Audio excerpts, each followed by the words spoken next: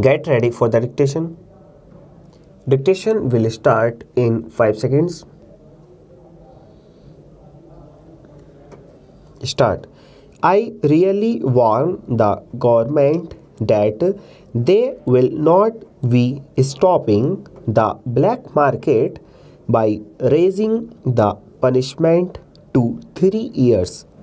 There must be some method by which they can attack the black market at the root by purifying their own control department, which is charged with the duty of enforcing the food laws, and unless they become more honest and deterrent punishments are given to them for dishonesty, I do not think that this will be very helpful.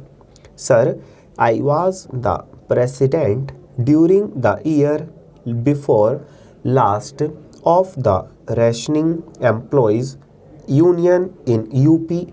All the rationing employees in UP were members of the union and they had their grievances about pay and other things.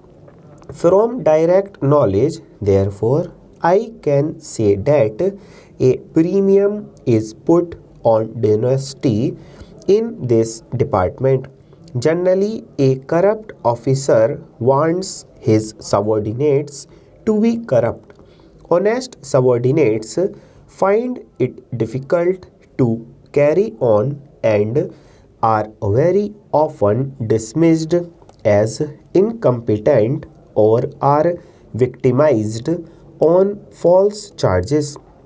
Dishonest subordinates are seldom caught as they act in collusion with dishonest officers.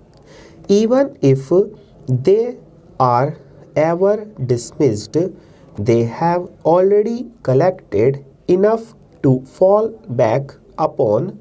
There were cases where people who were dismissed had already earned several thousands and sometimes even lakhs, unless strong measures are taken that everybody who is enrolled in the supply department will have to give an inventory of all his assets, and if and when he leaves that department and at intervals his assets will be checked to see that he has not made illegal gains.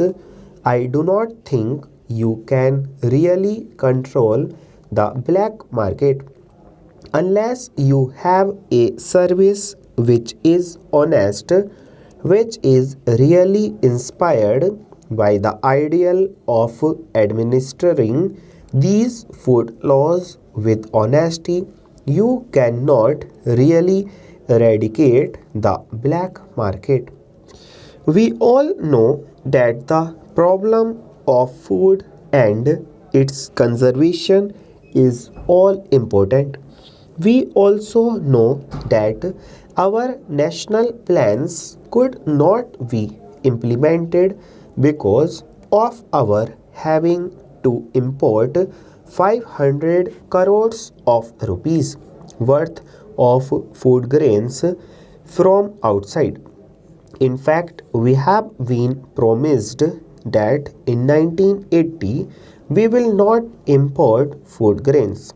The only thing possible, therefore, is that we must become self-sufficient during this period, and for this purpose, more than anything else, there should be scientific rationing all over the country.